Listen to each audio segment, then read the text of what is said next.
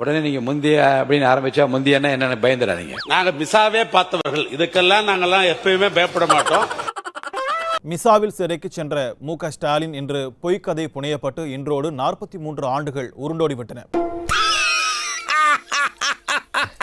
அது எந்த மிசா அப்படின்ற ஒரு கேள்வி இருக்கு. சும்மா தேவையில்லாம பேசாதீங்க. இந்த மிரட்டல் உருட்டுக்கெல்லாம் அஞ்சிரம் இல்லை இந்த திமுக காரன். உருட்டி உங்க வாழ்க்கையை ஒப்பேத்திட்டீங்கல்ல. வழியில் உருட்டி பொழைக்கும் குருட்டு உலகமடா நண்பா, உருட்டை பழகி கொள்ளடா, நீயும் உருட்டை பழகி கொள்ளடா. இனி யாரு உருட்டவங்க உண்மையை பேசுங்கயா. இந்த மாதிரி கெட்ட வார்த்தையில பேசாத, செத்து போன்னு சொல்லி சாகுற. நேர்மையா என்னடா அர்த்தம்? அதுக்கான பொது வழிக்கு வந்த இதுக்கு தான் வந்திருக்கிற. எல்லாத்தையும் கிளறீங்க. என்ன எல்லாம் இது படிச்சீங்களா? மானியத்தை படிச்சீங்களா? போங்க. இதெல்லாம் நல்லதுக்கு இல்ல. அத்தராத்தில கொடை பிடிக்காதீங்க, அந்த உளுந்துரும். நீங்க வந்து கோடி கணக்குல லட்சம் கோடி கணக்குல வந்து நீங்க கொள்ளையடிச்சு வைப்பீங்க, மக்களுடைய வரி பணத்தை அடிப்பீங்க, எல்லாமே பண்ணி ஒட்டுமொத்த ஊழலையும் சுரண்டி தின்னு தீத்துட்டு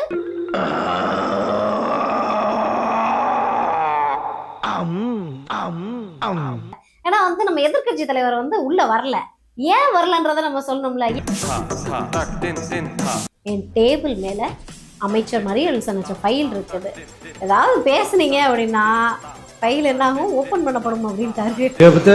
எப்போ ஓபன் பண்ணணுமோ அப்போ கரெக்டா எல்லாமே ஓபன் ஆகும். சோலி முடிச்சு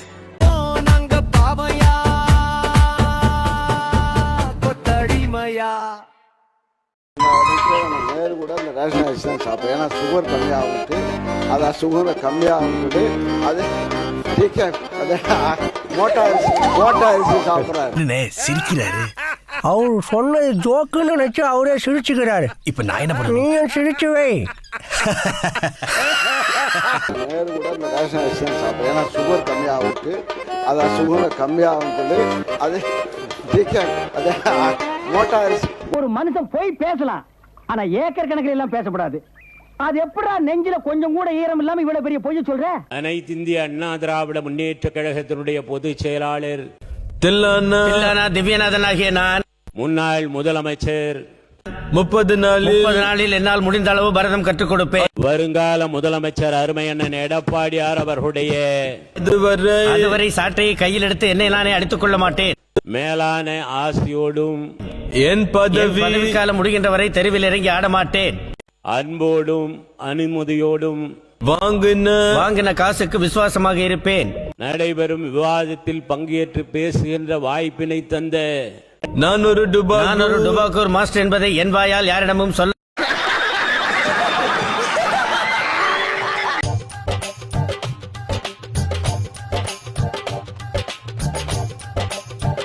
கைப்புள்ள இன்னும் ஏண்டா முடிச்சுக்கிட்டு இருக்க?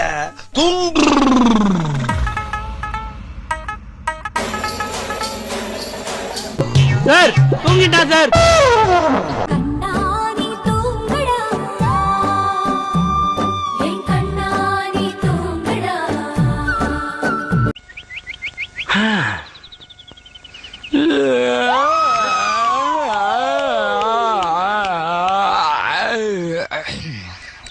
விளங்கும்டா நாரப்பயல.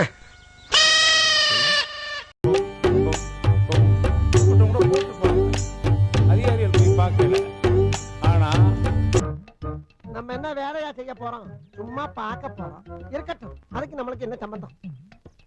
அதை முடிவு செய்வது அங்க பிளாக் டெவலப்மெண்ட் ஆஃபீஸர் தான் மறுமலர்ச்சி. ராஜேஷ் ராஜேஷ்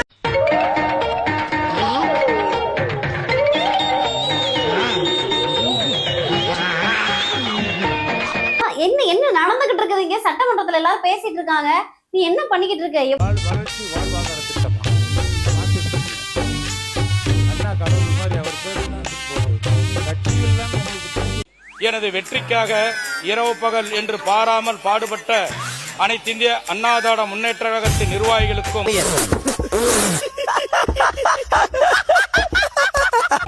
தொண்டர்களுக்கும் கூட்டணி கட்சியினுடைய தலைவர்களுக்கும் நிர்வாகிகளுக்கும் தம்பி தூங்காதே, தம்பி தூங்காதே.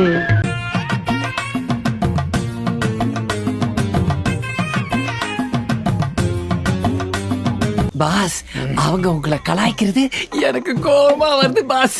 அதை சிரிச்சின்னு தான் சொல்லுவியா? விவசாயத்துறை மாணிக்கு போய் சொன்னாரு, அண்ணன் நேரு கிட்ட வந்து ஆயிரக்கணக்கான விவசாய நிலம் இருக்கு, அவர் அங்கேயே வந்து நெல் எல்லாத்தையும் போட்டு உற்பத்தி பண்ணிக்கிறாருன்னு. ஆனா ஒரு பரம ஏழையா இருக்கக்கூடிய மாதிரி அண்ணன் வந்து ரேஷன் கடையில தான் அரிசி சாப்பிடுறாருன்னு ஒரு தகவல் இன்னைக்குதான் அது தெரியுது. அனைவருக்குமான பொது விநியோக திட்டத்தை வழங்குவது நம்ம தமிழ்நாடு மட்டும்தான். அது மிகப்பெரிய திட்டம் இந்த அரிசி வழங்குற திட்டம். அதை வந்து நம்ம வந்து மூத்தவர்கள் கொச்சைப்படுத்தக்கூடாது. இலவச மருத்துவமனை இருக்கு, இலவச கல்விகள் இருக்கு, இலவச அரிசி இருக்கு. ஆனால் இங்க இருக்கக்கூடிய மந்திரிகளோ இங்க இருக்கக்கூடிய சட்டமன்ற உறுப்பினர்களோ இலவச மருத்துவமனைக்கு போனது கிடையாது, இலவச கல்வி நிலையங்களுக்கு போனது கிடையாது, இலவச அரிசியை நம்ம சாப்பிட்டது கிடையாது. இலவசம் என்பது நம்ம பயன்படுத்துகிற மாதிரி இருக்கணும். எல்லோரும் சமம் நினைக்கக்கூடிய ஒரு அரசா இருக்கு. இது வரைக்கும் எந்த அமைச்சர் போய் ஒரு ஃப்ரீயா இருக்கக்கூடிய ஹாஸ்பிட்டல் போய் படுத்திருக்கிறாரு? உடம்பு சொல்லனா சிங்கப்பூர் போறாங்க, உடம்பு சொல்லனா பிரைவேட் ஹாஸ்பிட்டல் போறாங்க. என்ன கோட்டச்சாமி?